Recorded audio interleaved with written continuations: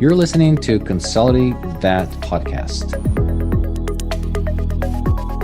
Hi, everybody. This is Consolidate That podcast. We're having a first season and the first episode recorded. Today, we're going to talk about the very basic of a consolidation. We're going to talk about value creation plan and what the heck is that. Bill, thank you for joining me today. How's your day going? It's going great, Ivan. This is a pretty exciting topic to talk about. Absolutely. So this is something that when we connect with consolidators, we have to establish from the very beginning. And the value creation plan is something foundational that they need to have and understand and will articulate to their investors in the clinic. So Bill, why don't you expand on what is the value creation plan in your sort of understanding, and how would you explain that to our listeners? Yeah, at its most basic, it's a business plan, but it's a business plan that's directed towards investors as well as to potential practice sellers. And it's focused on, how the consolidator is going to create value for both the shareholder as well as for the practice seller within a given time frame. So it is a pretty well-defined plan, and it is focused on value. And understanding those two pieces is critical to then understanding how that value creation plan can effectively be used to guide all decisions, from acquisitions to branding to operations, and ultimately to an exit. Awesome. So where would one use that? So let's say I'm a brand new consolidator, and I created this business plan or value creation. I assume it's not going to be a 50 pager. It's probably something more concise and easier sort of pitched and articulated. Where would the new consolidator use that practically? Yeah. So first it starts with a vision and a plan, right? And, it's used essentially to garner interest and momentum to go from the concept of, hey, I think I can start a consolidator, to go to potential investors, whether that's friends and family or whether that's, private equity, high net worth individuals, whatever the plan is to fund. This basically is the foundation for aligning people, aligning the vision, and then also attracting, some of the core founders that are going to be instrumental to build this enterprise. All right. So if I'm understanding you correctly, that's basically something that I would go and say, hey, Bill, I want to start a consolidation. And you heard about this in the industry, and it's attractive to investors, but I will tell you, this is why, and this is how we're going to make money. This is why I want you to invest into this business. And then it should basically explain how the value will be created when implemented. Yeah, exactly. So, it's your vision, it's your mission. To some extent, it may pull values if that's an element of what you're going to use to differentiate yourself, because the field is crowded and well crafted. It truly can be a template for the next 3 to 5 years as you navigate the ups and downs of consolidation. Awesome. And I think that you're forgetting one more F. In my experience building startups, there's friends, family, and fools that believe in your new initiative. But I think that with the opportunity in the veterinary space, there's probably no fools in that, because it's rampant and there's definitely an opportunity. So what are the components of value creation plan? What are the most typical things that people would include that it becomes so exciting that people just start investing money into veterinary consolidation? So the fundamental component is the arbitrage, which is the acquisition of small independent practices to become part of a larger enterprise. And so, the first 3 to 5 practices get a consolidator off the ground. Then once they get to 10 to 20 to 30 to 50, then they start scaling. And that's where the value is created. It's typically around EBITDA. So EBITDA is the driving factor when it comes to the wealth creation for those that are invested and those that are partners. So the fundamental piece is practice acquisitions. Without successfully navigating that part, there is no other opportunity to create wealth. So, Bill, if you can maybe break it down a little further to me. So if I spent money buying practices, now I have the business that is functioning, and then I bunch them together. How does an investor get their money? Because basically, okay, we spend the money on buying clinics. Where's the return on investment in this? Yeah, so if you're an early investor, the expectation in the market is that you're going to get at least 3 times your initial investment within a 3 to 5 year window. That could be as high as 5 or 6. But as far as the minimum, the expectation is a 3x return. And that's pretty healthy. And while there are better investments that can be had, the risk is relatively low when it comes to veterinary consolidation. That always is not the case. There's been other verticals that have been consolidated. Human dentistry is one that did not have a return and had a fair amount of risk. Wow. Okay. So that is the arbitrage. So what are the other components of the value creation plan? Yeah. So the arbitrage piece is, look, it's M&A. It's mergers and acquisitions that, most of the players in the space have a fair amount of experience with. And it could be in different verticals. It could just simply be in, buying and operating businesses. The second phase is the more challenging one. And that is the operations. So, once we've, made the pitch, closed the deal, now we have to operate these practices. And this is where the value creation plan is critical. And this is where you get into the what can you do, what should you do, and what should you not do once you acquire a practice. And it depends on your operating model. Some consolidators, simply are going to buy really great practices. They're going to create value for their shareholders through the arbitrage, and they're going to do very little with them post-acquisition, right? The goal is to not break them. Others will take the other end of the spectrum and try to improve margin. So same store performance. Whichever model they choose, that needs to be fully baked into the value creation plan. What we're seeing a lot, in the past at least year and a half working together, is that because arbitrage is pretty straightforward, and most people that go into consolidation, they know how to buy practices, and then the return on investment is there in the increase the multiple of the EBITDA after they consolidate them, and then, for example, resell it to a bigger consolidator. But the second part is becoming challenging more and more because that's harder to do. Is that correct? Yeah, it's harder on a lot of levels. The veterinary space is about 22% consolidated. So there's still a lot of opportunity. However, the portion that's already consolidated contain a lot of the high performing practices. What's out there are smaller practices, as well as practices that may have some concern for a consolidator. And so the opportunity for the arbitrage piece still exists. But what's becoming more important now is the margin expansion once you acquire these practices. And the model for how to do that basically doesn't exist. And there's a lot of reasons for it. It's the time frame. The private equity is typically looking for a return on the investment within 3 to 5 years. It is very difficult to buy practices, integrate them, stabilize them, and then improve them, right, to any significant extent during that small time window, realizing that these consolidators themselves are brand new entities as well. So they are going through all of the growth phases that any business does while acquiring, 100 to 200 practices, even 300 practices in some case, during that 3 to 5 year window. So you mentioned 20+%, and that's what we're seeing on North American market. But you and I explored a little bit of European market, and it sounds like it's now north of 60. And it sounds like the pattern there changes right now because definitely the best practices are already sold to consolidation, and now they're focusing more on the other part. Is that correct? Yeah, it is. And it was really exciting to take a look at the European market because it is so different. It's fundamentally different in many, many ways. To your point, since 60% of all practices have been consolidated, the only real opportunity to create value is through margin expansion. And when we looked into it, one of the things that we saw is that systems, processes, and data were pretty clean in these consolidators. Whereas in the US market, that doesn't exist, right? Everything is fragmented. And again, our perspective is it's because of the immaturity of the US market compared to the maturity of the European market. But it does offer us a direction of what the future of the US market could look like.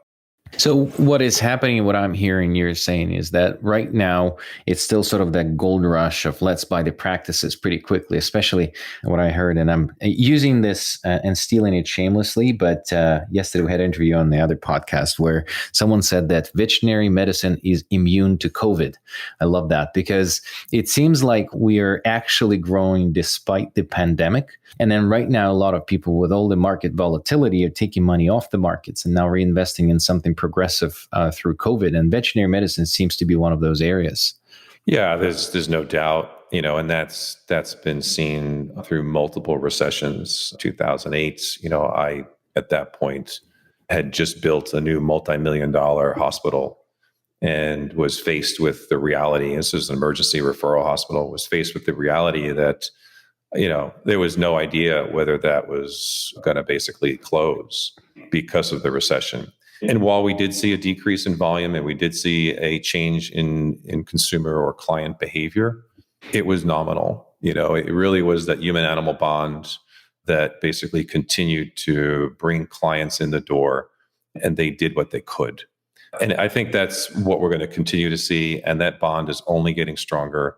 And COVID, again, it's a worldwide catastrophe. But on the veterinary side, it just shows the importance of, pets to people and families.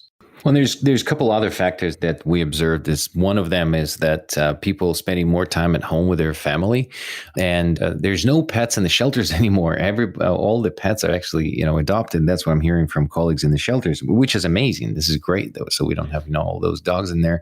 But the other side of it is that not only there's more pet ownership through pandemic, but also now people spend more time at home with their pets, and then now those symptoms that they were not observing at home while they were at work now they're more prominent to them, and they're worried earlier. Being an emergency veterinarian, your most common, doc, do you think it's okay that my dog is vomiting blood for 3 days is probably not a thing anymore, and people come into the hospital a little earlier, and that's I think is another driver for it. It certainly is, without a doubt. There's a dark side to this, and it's the capacity of these healthcare teams. We're seeing some of the stress and strain that is creating, and there already were fractures. And so the positive to this, of course, is there's no strays in shelters, and that it's the human animal bond is, I think, stronger than ever. But I also have seen that veterinary practices are more open to change, and veterinary consolidators are taking that opportunity to implement change across their organization that otherwise I think would have been very difficult to get traction. And what I'm talking about are new technologies like telemedicine, new ways of doing business when it comes to leveraging the healthcare team, the support staff. So really fundamental differences in the way that veterinarians have traditionally practiced. This is basically accelerating what consolidators were asking for. Yeah, and I'm glad that you mentioned change, because what we've seen with the consolidated practices is that the value creation plan that they want to implement is thrown at these clinics immediately after acquisition. And then when they're not change ready, or when the consolidators think that, okay, these are the changes that we need to do in order to achieve our value creation, but they forget that there had just been a significant change in the practice. They changed ownership. And that is one of those hardest things on the value creation plan on the operational efficiency side, because now you have people that the team was just stressed. The leader changed. The leader was disempowered because, they were thinking that they were getting paid, their career established, and then all of a sudden they're employee in the facility where they were in charge. And that's where we see all this problem with people leaving the practices where they should be considerably improving the margin. So that's one of those stressors that we see. Yeah, you're touching on, I think, what our next podcast is going to be about, which is the do's and don'ts of consolidation. And, one of the things that I think that there's a bit of a blind spot is the amount of change that a practice goes through post-acquisition. And a lot of that is concentrated on the management team or the leadership team of the practice. And it can be a great experience if there's alignment between the culture of the consolidator and the practice, and the value creation plan is not tone deaf to the challenges of the day-to-day practice operations. I've seen great experiences across the board. I've also seen pretty bad experiences when there was lack of alignment, when there were foundational weak spots in the practice prior to acquisition. Like anything else, right? If you are faced with a stressor and that you don't have a strong foundation, you're more likely to have significant negative consequences as a result. And so it goes back to the value creation plan of what type of practices are you acquiring? Are you looking at culture part of your diligence, or is it just financial? Do you understand how the practice that you're looking to buy, how they create value for their clients? And if the way that they create value is different than the way that you create value, you probably shouldn't partner with them. And that I'm seeing recently more and more consolidators doing a deeper dive on diligence when it comes to people, culture, alignment, because I think what they're finding is that it's very difficult to replace employees when they leave the practice post-acquisition. And revenue drops very quickly if you lose some key people in the practice, particularly doctors, of course. And that's a risk that consolidators realize that they have to minimize. And that also depends on the strategy. So some consolidators actually prefer that, as we've seen, and their strategy is to replace the owner as soon as possible. But those are more those that replace everything. They replace the systems, the data, the processes, and they do just complete turnover. And those that rely on the existing owner to continuously be incentivized to drive the value creation plan, those that are suffering if you implement too much change early in the game. Yeah, so that's a good point. Those groups that come in and change everything they grow organically. They tend to be slow growers. And they may acquire 2 or 3 practices a year versus, 2 to 3 practices a month, or 4 practices a month, or 6 practices a month. So again, it goes back to the value creation plan. Are you creating value through arbitrage and acquisitions? If so, the post-acquisition change has to be relatively light. Are you creating value through performance enhancement? Then you can buy practices that are poorly performing, transform them, and create value that way. But it is a much slower process. Yeah. And there's the concept that we've been kind of toying around and talking to consolidators, the difference between this value creation strategy and value creation plan. So can you sort of parse those two for the listeners and open a discussion on that? Yeah, that was an aha moment that we had. I don't exactly remember when, but typically it's talked about as a plan, and a plan traditionally is, a well-defined structure to achieve a particular goal. And when it comes to the acquisition side, it truly is typically a well-defined plan. When it comes to the operations side, it is traditionally more of a strategy. And it usually goes like, we're going to increase margin by lowering the cost of drugs and medical supplies. We're going to improve, labor management. We're going to do a better job with marketing. So those are strategic at best, probably more aspirational. They're certainly not a plan. They're not tactical. And what happens is, while they sound good and they look great on a deck, if you go in and try to improve your COGS because, hey, I think we can buy drugs at a lower cost, there's a significant impact on the practice as well as the enterprise if you want to do that at scale. If you're doing that in 1 or 2 practices, it's not that hard. Over 50 or 100 or 200, you need to have a true plan, the right systems, the right processes, and you have needed to communicate to the practices prior to acquisition that this was part of the way that you were going to create value. It can't be nothing will change, and then all of a sudden I have to change all the drugs and medical supplies that my staff uses and my clients expect.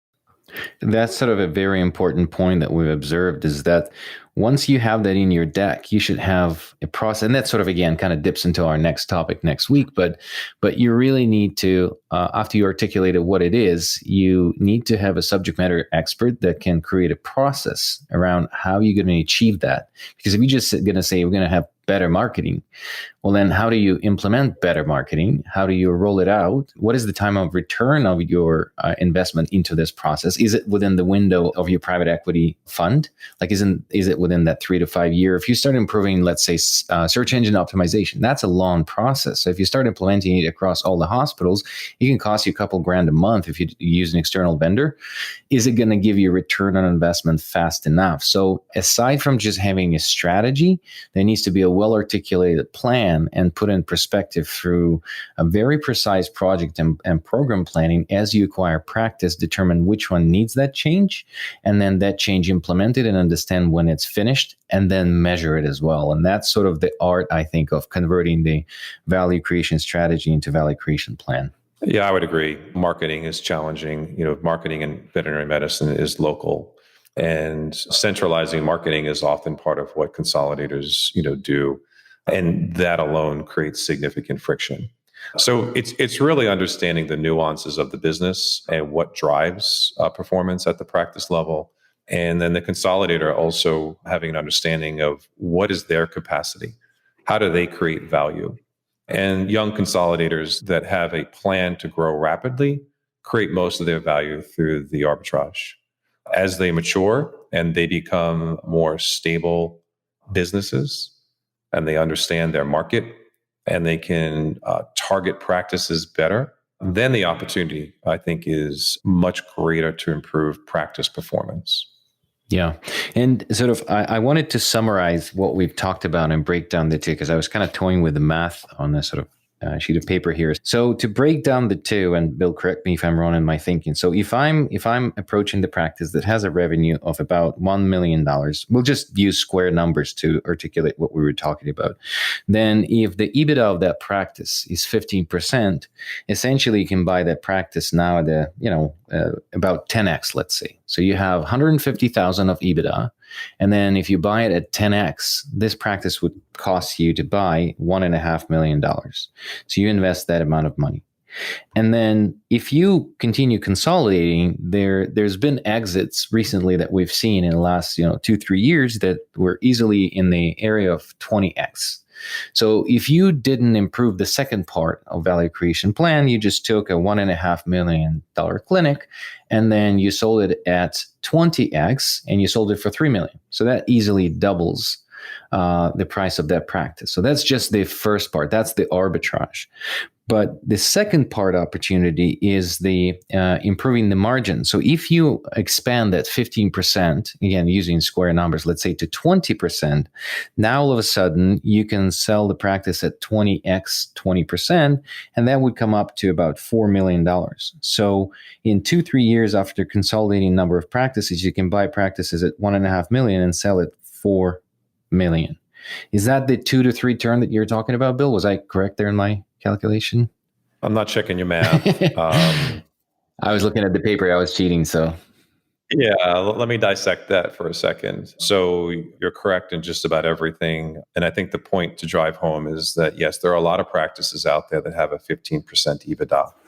And those are opportunity practices, right? Because there's an opportunity to bring them up to 20%, a 20% EBITDA for any practice is certainly reasonable, but the majority of independently owned practices are under 20%. What's the maximum that you've seen? Sorry to interrupt you, but what's the maximum that you've seen practice like fully functioning, full steam?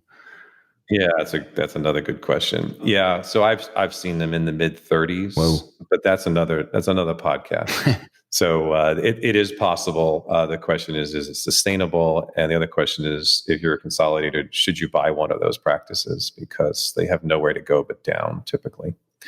Back to your point, though, the driving force is exactly what you said, is that, look, if I buy them at 15% and I improve them to 20, and then I get 20x on my enterprise EBITDA, right? I've just doubled my practice level EBITDA. And so you could see from a value creation private equity shareholder point of view why there's so much desire and energy to not only acquire, but then also to improve performance, right? The math is intoxicating when you start looking at it. And it's that intoxicant of EBITDA that often drives the energy behind, implementing change that may not necessarily be a positive change across the organization at a given time frame. Doesn't mean that change and opportunity can't be implemented. Just means that the timing and the capacity needs to be understood before it is implemented. Awesome. Well, I'll summarize that. This was an episode on value creation plan, and we talked about two different types of value creation, arbitrage versus margin expansion. And we talked about which one is faster and potentially easier, and then the importance of having value creation strategy, and then the plan, how you will deliver that to the practices. There's a significant opportunity in the veterinary market, but there's an art to converting your strategy into a plan. And with that, we'll conclude our first episode. And next time, we're going to talk about the do's and don'ts of the consolidation at different maturity levels. Bill, thank you for your participation. I'll see you next week. Thank you so much for listening to the Consolidate That podcast. If you want to hear about our new episodes, please find us on any podcast platform. Also, you can learn more about us on our website at vetintegrations.com. Stay safe.